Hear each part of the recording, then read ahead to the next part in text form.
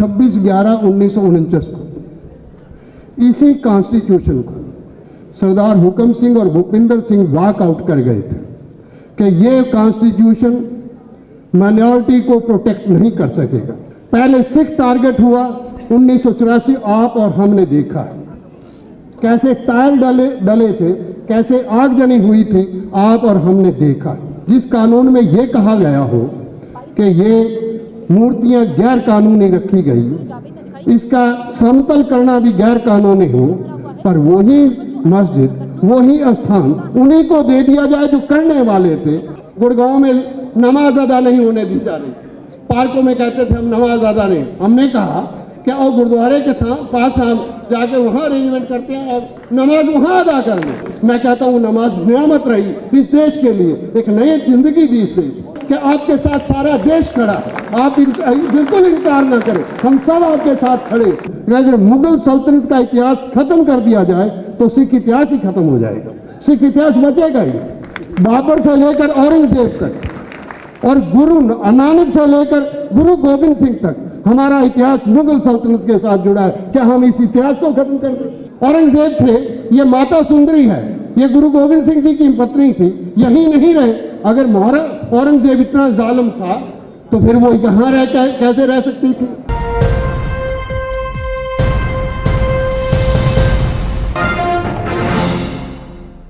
मैं अपनी बात, गुरबाणी में एक शब्द है, अव्वल अल्लाह नूर पाया कुदरत के सब बंदे, एक नूर पे सब जग उपजा कौन परे को मंदे।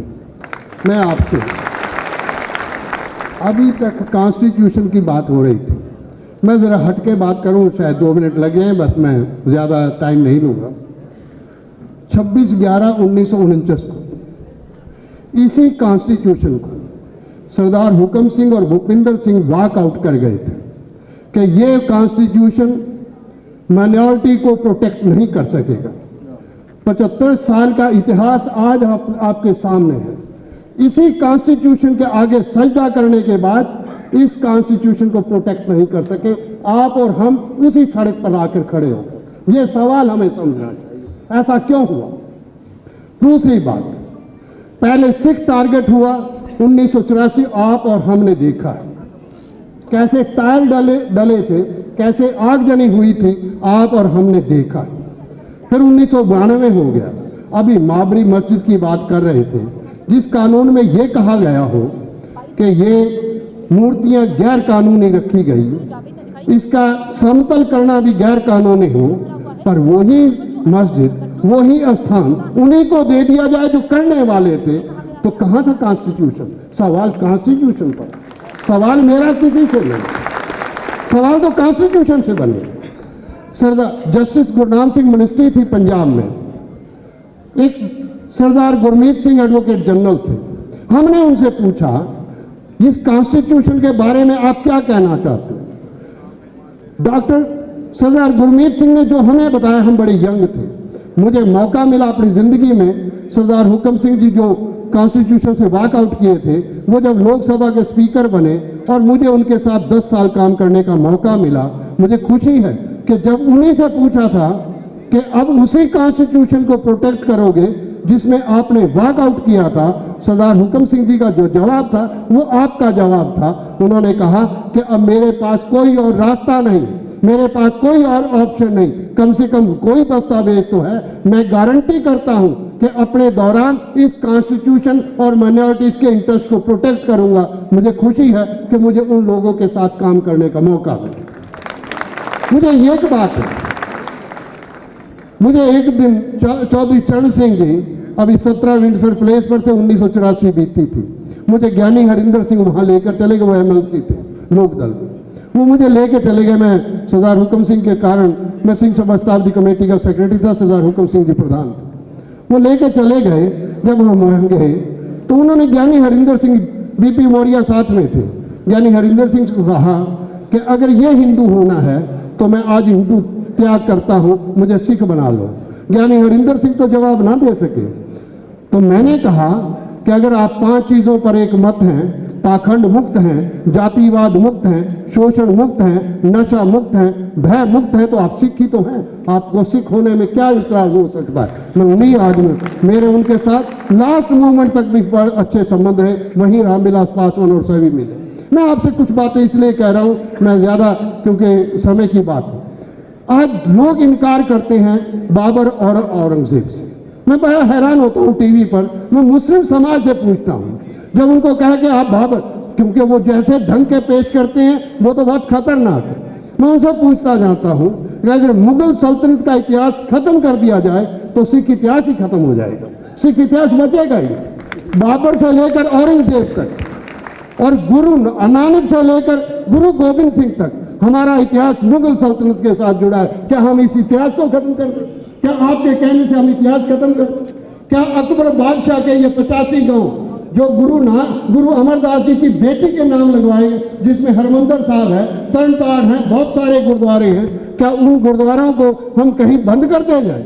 मैं पूछना चाहता हूं कि कौन सा इतिहास हमारे सामने आप लिखना चाहते हैं?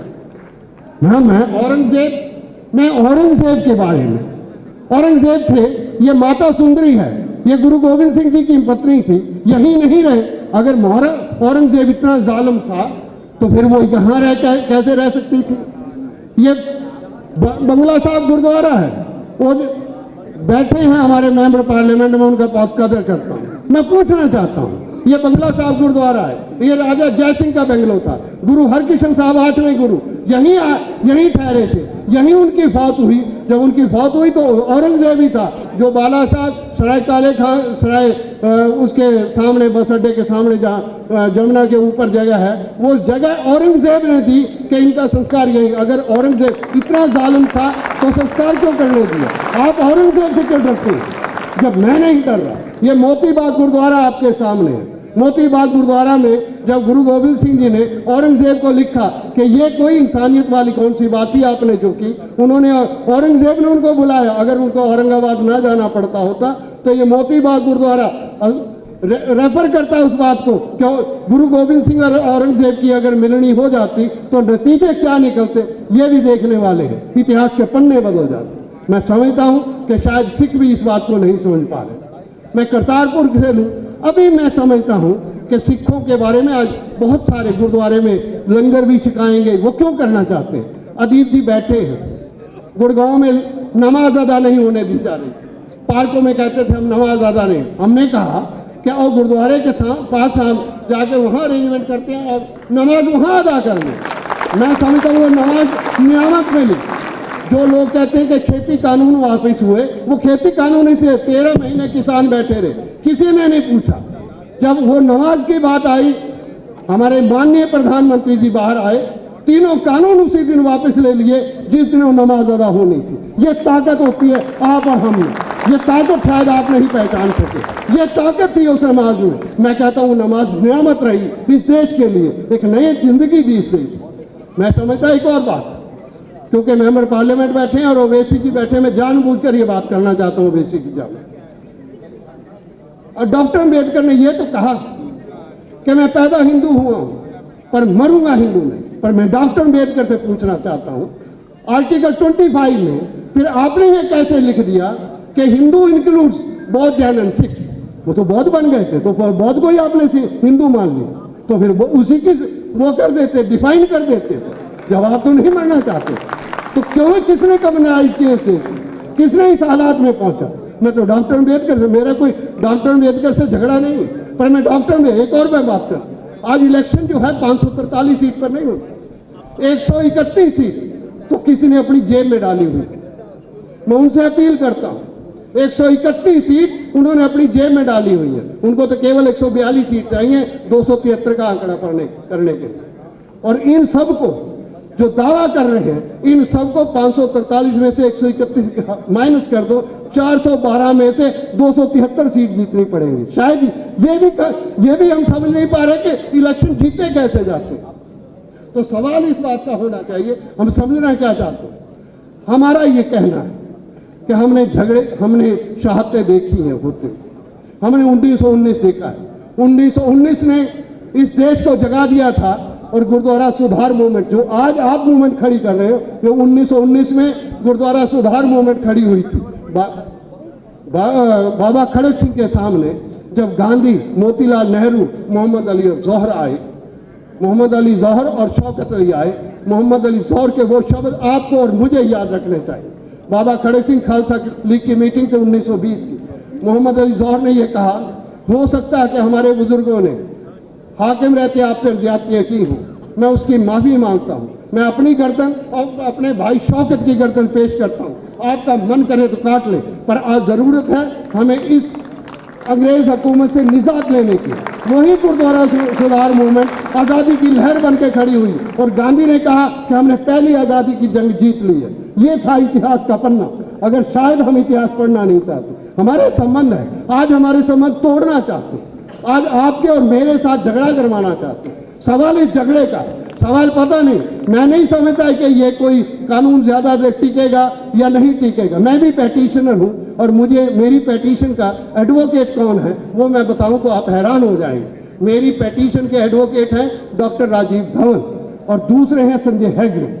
मैं समझता हूं कि आपके साथ सारा देश खड़ा है, आप बिल्कुल इनकार ना करें, हम सब आपके साथ खड़े। अगर एल्यूमिनी जो डॉक्टर धवन जैसा आदमी आपके साथ खड़ा है मेरी पिटीशन को लेकर, मैं क्या था, मेरी तो कोई ऐसी पोजीशन नहीं थी।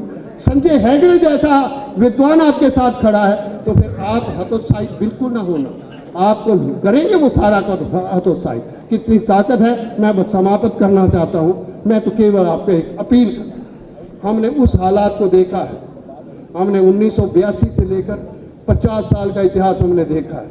उस हालात से बहुत सारे लोग गुजरे हैं, वो हालात दोबारा ना आए इस देश में। ये देश जितना उनका है, मैं तो उनको कहता हूं और मैं मेंबर पार्लियामेंट्स को कहता हूं कि आप पार्लियामेंट में जब सिख को डिफाइन कर सकते हैं, जब 5 साल की शर्त आप मुसलमानों पर रख सकते हैं कि 5 साल मुसलमान रहना चाहिए, तो मैं ये कहता हूं कि कॉन्स्टिट्यूशन में कम से कम इतनी हिम्मत तो कर दो कि हिंदू को डिफाइन कर दो कि हिंदू किसको कहते हैं। सवाल हिंदू की डेफिनेशन का, झगड़ा हिंदू की डेफिनेशन का।